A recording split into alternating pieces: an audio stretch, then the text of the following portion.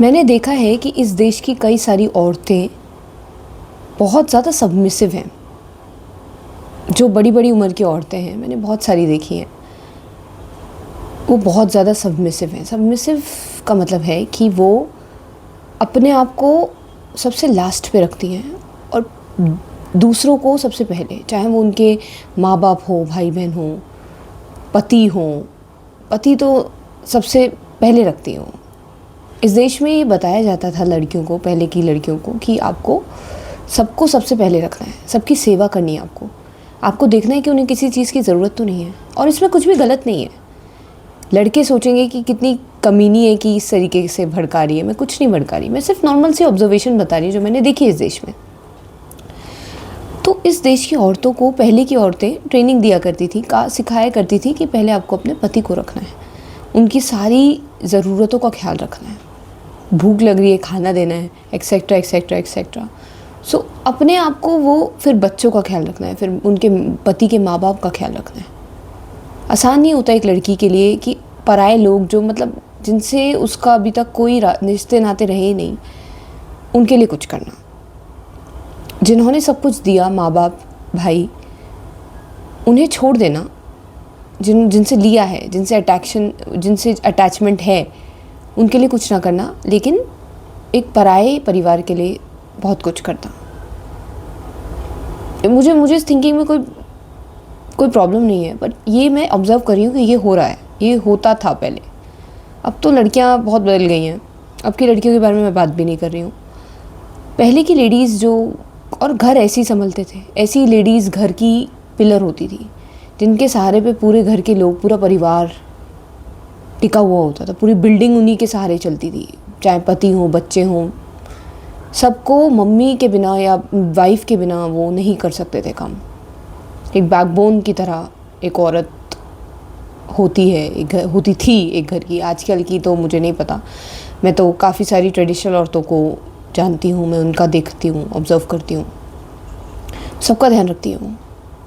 तब भी उनकी कोई वैल्यू नहीं होती। मैंने देखा, जो दूसरों को पहले रखता है ना इंसान, उसकी खुद की कोई वैल्यू नहीं होती दूसरों की नज़रों में भी।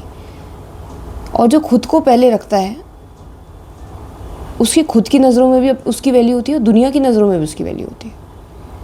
बहुत वियर्ड है ये, बहुत वियर्ड है।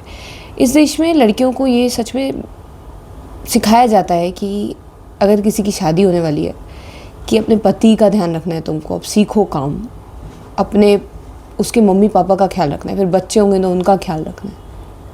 What about me? लड़की का क्या होगा? ठीक है, ये सिस्टम ठीक है, ये सिस्टम बनाया हुआ है, लेकिन सारी लड़कियां इसी नेचर की तो नहीं होती ना। सब लड़कियां ऐसी नहीं होती जो दूसरों को पहले रखें।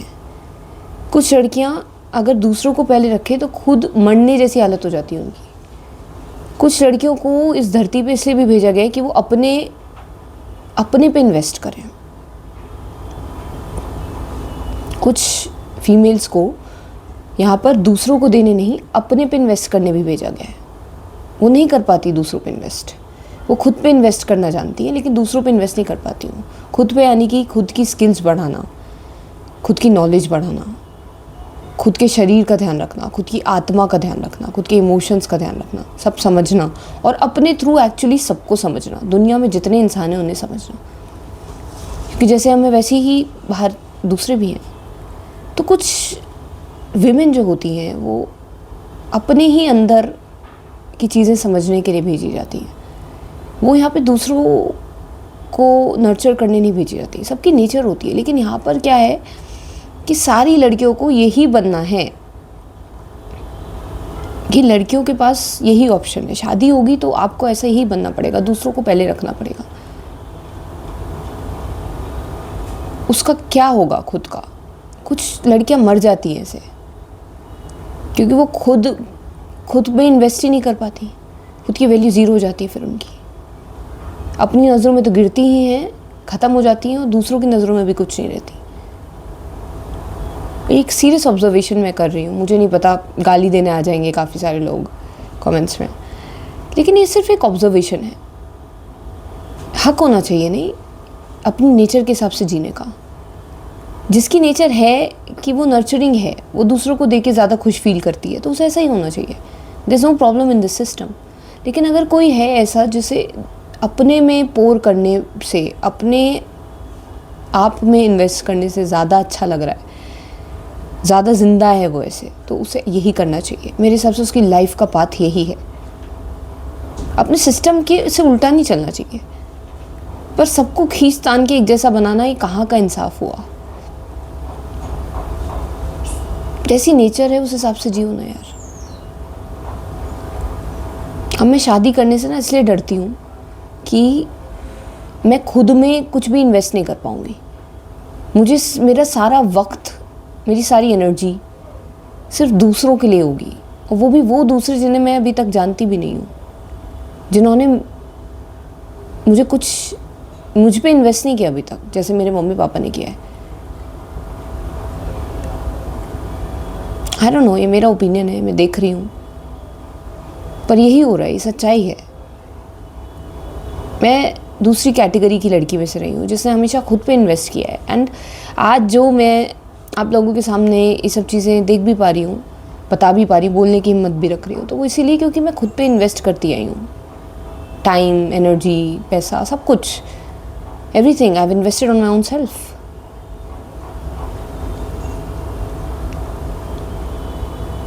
आई डोंट नो लाइफ मुझे आगे क्या दिखाएगी। शायद मुझे ये ज़बरदस्ती मुझे भी ये सिखाए कि दूसरों में इन्वेस्ट करो। मेरे हिसाब से तो बैलेंस, मैं मानती हूँ बैलेंस ज़िंदगी का सच है, और ख़ुद में भी इन्वेस्ट करना होगा, दूसरों में भी करना होगा। बट अभी फ़िलहाल मेरी नेचर के लिए ये आसान नहीं होगा दूसरों में इन्वेस्ट करना, वो भी दूसरे वो जिन्हें मैं बिल्कुल अनजान है जो मेरे लिए। ये दूर से देखने में सिस्टम बहुत, जब दूसरों की शादियाँ होती हैं लड़कियों की, तब बहुत हल्के में लेते हैं हम इन चीज़ों को, लेकिन जब खुद पे बीतेगी ना असली तो चीज़, तब समझ में आती है। असलियत तब दिखाई देती है हमको कि आखिर जब खुद ऊँट पहाड़ के नीचे आता है ना, तब उसे पता चलता है कि यार ये कोई हल्के में लेने वाली चीज़ थी नहीं। बचपन में हम देखते थे इधर उधर शादी वादी हो रही है, हमें क्या मतलब, छोड़ो। बड़े होके जब खुद हम ऊँट पहाड़ के नीचे आएंगे, तब हम जानेंगे कि यार इतनी हल्की चीज़ें नहीं है जितनी दूर से लग रही थी। लाइक शेयर सब्सक्राइब अगर कंटेंट में दम लग रहा है तो। देखो मैंने सिर्फ ऑब्जर्वेशन बताई है, गाली बकने का कोई मतलब नहीं है। लेकिन तुमको बकनी है तो बको, that's your nature, I can't help it. But thanks for watching.